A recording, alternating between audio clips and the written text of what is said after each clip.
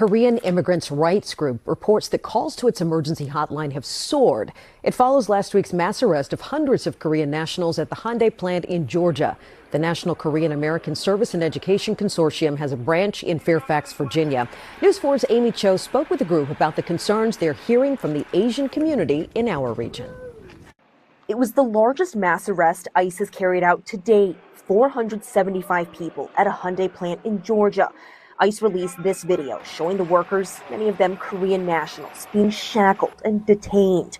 In the days since, one Korean immigrant rights group tells News 4 their emergency hotline has been flooded with calls. There's understandably a lot of fear and uncertainty that community members are experiencing, not just for themselves, but for their loved ones. Rachel Kelzer works for NAKASEC, or National Korean American Service and Education Consortium.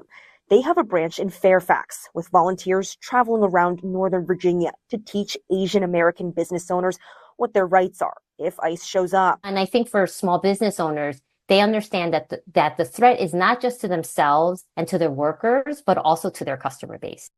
NAKASEC also created a Know Your Rights app that comes in more than 20 different languages.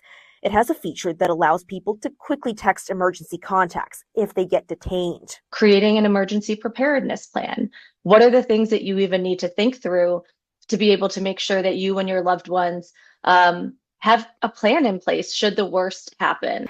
ICE says the workers detained at the Hyundai plant didn't have the right work permits, but an attorney for 7 of the workers tells NBC News they did have work visas. The Korean-owned Hyundai plant was supposed to open next year. Georgia Governor Brian Kemp previously described it as the largest economic development project in the state's history. It comes as South Korea recently pledged to invest $350 billion in the U.S. in exchange for a lower tariff rate from President Trump. He expects these foreign companies to hire American labor. We want Americans to have these jobs.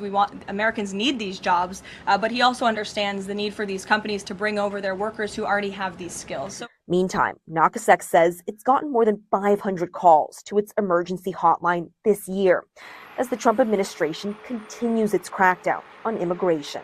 Amy Cho, News 4.